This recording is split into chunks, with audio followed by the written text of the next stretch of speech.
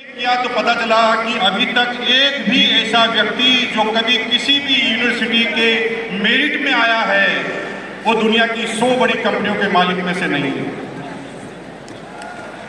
जो मेरिट में आया है वो 100 बड़ी कंपनियों के मालिक में से नहीं है। और मजे की बात है, जो भी मेरिट में आया है उन 100 बड़ी कंपनियों का ही सीईओ।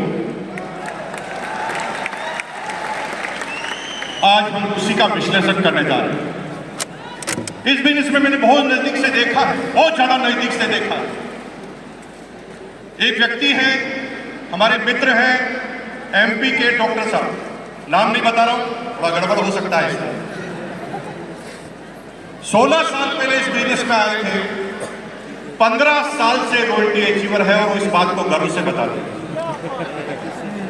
15 साल से रॉयल्टी अचीवर है, कभी रॉयल्टी उनकी टूटी नहीं, लेकिन रॉयल्टी से आगे भी कभी गए नहीं। पूर्व में जिस कंपनी की डायरेक्ट सेलिंग में गए थे वहां पर उन्होंने सिल्वर का लेवल हासिल किया। जब मैं उनके ड्राइंग रूम में गया तो वहां पर मैंने 1000 किताबें देखी जिनको वो पढ़ चुके हैं, 1000 से ज्यादा टेप देखी जिनको वो सुन चुके हैं।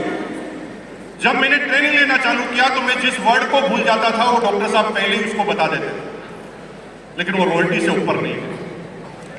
लेकिन एक एग्जाम्पल और देखा,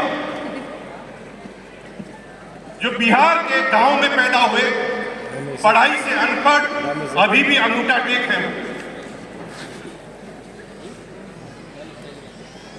हमेशा आईफोन रखते हैं और वो भी सबसे लेटेस्ट वाला। अभी उनके पास आईफोन 15।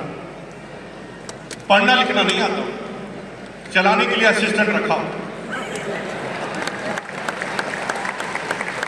और वो इस बिजनेस के रूबी पिनेचीवर है। इनकम है 3 लाख से 2.5 लाख रुपए पर मंथ। ये क्या हो रहा है? एक आदमी जिसके पास पूरा ज्ञान है वो आगे नहीं बढ़ पा रहा, और एक आदमी के पास ज्ञान है ही नहीं, वो इस बिजनेस का रूबी पिनेचीवर। हम इस प्रकृति को समझते हैं, इस बिजनेस में ज्ञान से ज्यादा लेना देना किसी और चीज का। एक पेड़ से अमरूद तोड़ने का ज्ञान सभी को है। जब आपकी एज 15-16 साल की थी ना, जब अमरूद के पेड़ के सामने से निकलते थे तो खाने की इच्छा होती थी, लेकिन उस पेड़ पर अमरूद तोड़ने की ताकत नहीं हुआ करती, क्योंकि ज्ञान होने के साथ साथ अगर काम करने का मोटिवेशन नहीं है तो ज्ञान फिर दूसरों के लिए काम आएगा, आपके लिए काम नहीं आएगा।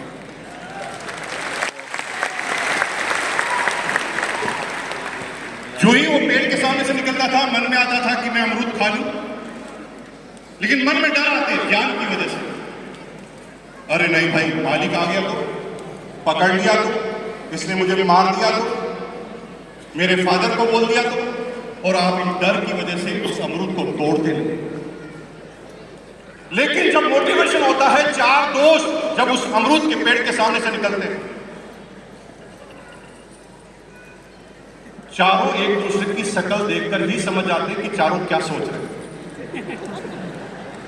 पहला कहता है अमरूद खाएं क्या, तो दूसरा कहता नहीं, मालिक आ गया तो तीसरा कहता डर मत, मैं गेट के सामने खड़ा हूं, मालिक आ गया तो सीटी मार दूंगा, और चौथा आदमी कहता मैं स्कूटर स्टार्ट करके तैयार रखूंगा, और आप सब अमरूद खा। आज मैं जो चीज बताने जा रहा हूं उसे बहुत ध्यान से समझने की कोशिश कर रहा हूं। इस बिजनेस में कोई काम आप धीरे चल सकते हैं, सहायक बहुत सारी चीजें हैं, बेसिक है, कोर है, कार्डिनल है, सारे ज्ञान की किताबें हैं, ये बेसिक है। 3 चीजों को मत छोड़ देना, क्योंकि ये 3 चीजें आत्मा है इस बिजनेस में कामयाब होने की। द फर्स्ट, अगर इस बिजनेस में कामयाब होना है तो माहौल में बने रहना। अगर माहौल में नहीं बने रहे तो आप जितना भी ज्ञान रखते हैं अमरूद खाने का, आप कभी खा नहीं पाएंगे। दूसरा, हमेशा माहौल बनाने के लिए काम करना है, और तीसरा, हमेशा लोगों को माहौल में ले जाना सीख जाना। पहला बोला मैंने क्या, रिपीट करेंगे मेरे साथ, पहला क्या बोला? माहौल में रहना है। दूसरा है माहौल बनाना है, और तीसरा जो भी टीम में आ जाए उसे माहौल में ले जाना है। क्योंकि मैं अब जिस बात को कर रहा हूं, ये 2022 की जो एनिवर्सरी है उसकी घटना मेरी आप भी नहीं बता रहा हूं, 2011-12 में जब आरसीएम 1 साल के लिए बंद हुआ था तो भीलवाड़ा के सारे लोगों को लगा कि आरसीएम बंद हो गया।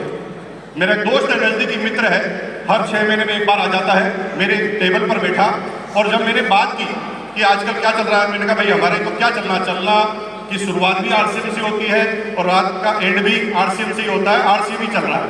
तो उसने मुझे आश्चर्यजनक प्रश्न पूछा, आरसीएम अभी चल रहा है क्या?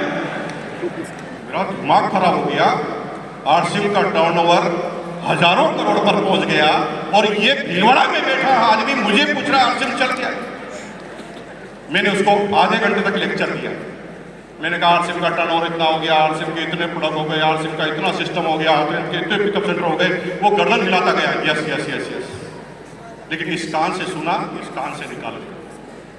3 महीने बाद वापस आया, उसे कुछ भी चीज याद नहीं थी। फिर बात चली, क्या चल रहा है? मैंने कहा आरसीएम चल रहा है। उसने फिर पूछा आरसीएम चल रहा है क्या? मुझे भगवान कसम इतना गुस्सा आया, मैंने आधे घंटे तक लेक्चर दिया, उसने फिर वही प्रश्न कर लिया, आरसीएम चल रहा है क्या? और आप भी यही कर रहे हैं, आप भी शब्दों के माध्यम से आरसीएम को समझाने की कोशिश कर रहे हैं, इसलिए कोई आदमी इस बात को मानने के लिए तैयार नहीं है कि आरसीएम। आगे की घटना सुनिए। 2022 की एनिवर्सरी हुई,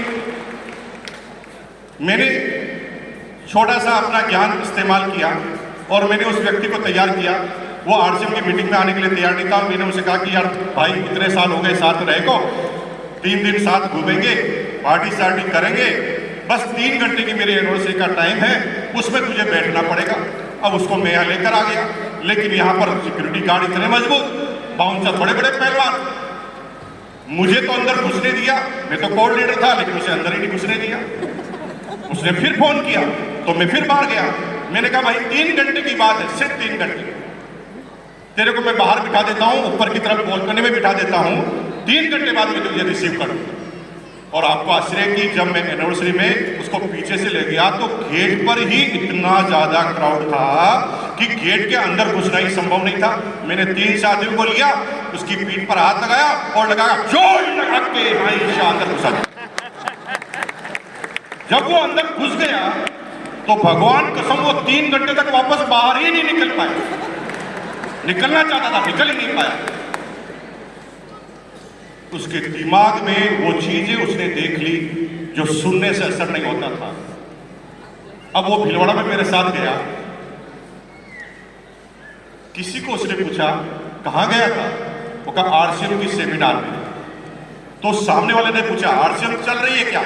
तो वो इतना चिढ़ गया उसके पर, चल रही है, दिमाग खराब है तेरा, सारा अंदर निकल नहीं पाया, बाहर निकल नहीं पाया, चल रही है। एक बार में बात पूछ गई, जिन शब्दों से तुम काम चलाना चाहते हो उन शब्दों से नहीं चलेगा।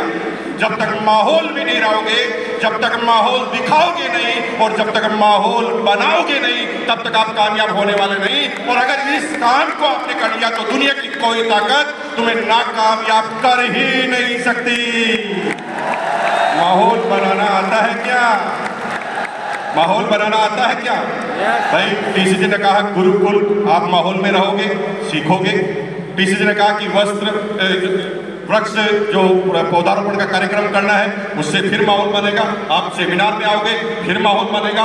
लोगों के साथ माहौल बनाओगे, रहोगे और माहौल में लोगों को ले जाओगे तो कोई नाकामयाब हो नहीं सकता। हम सिर्फ ये जानना चाहते हैं कि माहौल बनाना आपको आता है कि नहीं आता।